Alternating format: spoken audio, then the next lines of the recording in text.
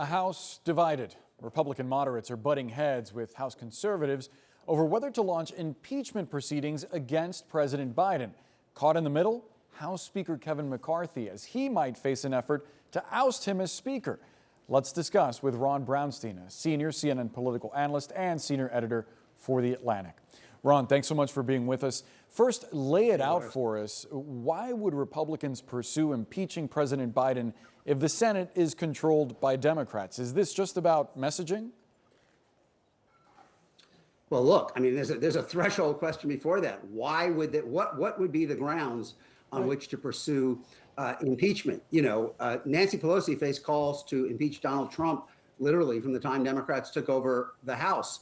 They impeached Donald Trump when he tried to extort the government of Ukraine to manufacture dirt on Biden, and later when he tried to instigate an insurrection. They didn't impeach him because they didn't like his policies, which, this is largely based on the idea that Biden is failing at the southern border. You can believe that. You can message that.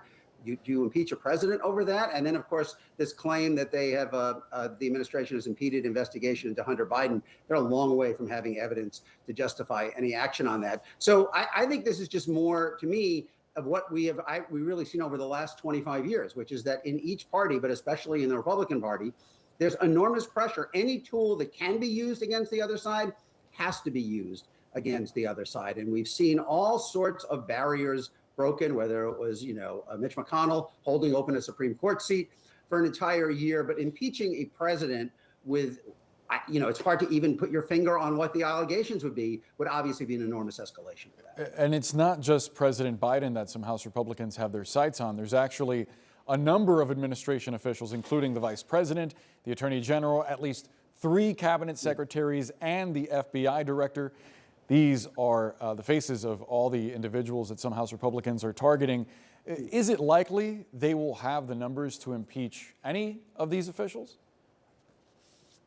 It's a really good question. So far, the McCarthy strategy, by and large, in this first year of the Republican majority, has been to make his concessions primarily to the right and assume that the Republicans who are in more swing districts, the 18 in districts that Biden carried, another group that are in districts that Trump carried narrowly, he is assuming that they will go along in the end. This may be a bridge too far for them, but I would not rule out that if the Republicans in more swing districts force the party to climb down from the idea of impeaching Biden on spurious grounds, they may feel pressure within the party to support the impeachment of someone else, which has obviously been enormously rare as well. And again, goes back to the question, is impeachment a tool for a policy disagreement? Is that the era of American politics that we are moving into? It may be, but again, you should not minimize what an enormous break that would have been, an enormous from the past, an enormous escalation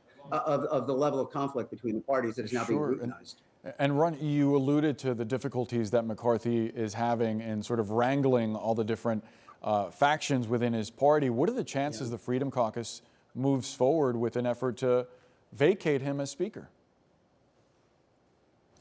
I think from their point of view, they have more leverage with the threat than in actually carrying it through. It's not clear they have an alternative that they could, put into office that they could, engineer as Speaker that they would enjoy better. So in many ways, McCarthy is kind of protected by the sheer division in the Republican caucus. I don't know if they have a better alternative than him, but they certainly like having him being on edge. And as I said, by and large, his strategy has been to make concessions to the right, assume the members from swing districts will go along. Mostly that's worked, not entirely. Sometimes they push back, but I suspect that will be his posture going forward as well.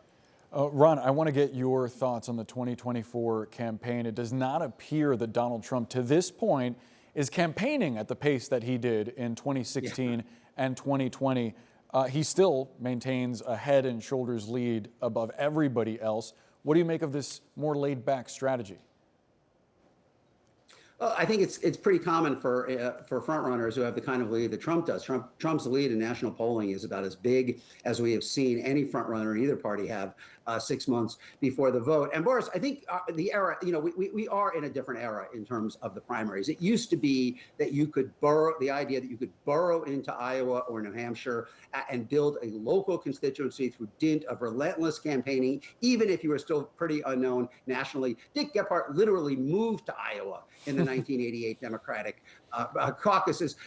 That's less true now. In many ways, we have a national contest that play out in these early states. That the voters there are consuming the same national media. They're responding to the same national dynamics, the interplay between the candidates, debates, and so forth. So it is probably less essential than it used to be out there. Although those voters do guard their first in the nation status very aggressively, and it means a lot to them that you show respect for it. Having said all that, I will point out that in every contested Republican race since 1980, the front runner lost in either Iowa or New Hampshire. Lately, it's been in Iowa. The last 3 times the front runner was defeated there. Each time the front runner came back to ultimately win the nomination. But I think voters in these early states don't want to end the process too quickly. They know that if they vote for the front runner, it tends to kind of preempt the race. It's almost a coronation. Sure. And there is some resistance to that. So Trump may have more to worry about in Iowa than in New Hampshire.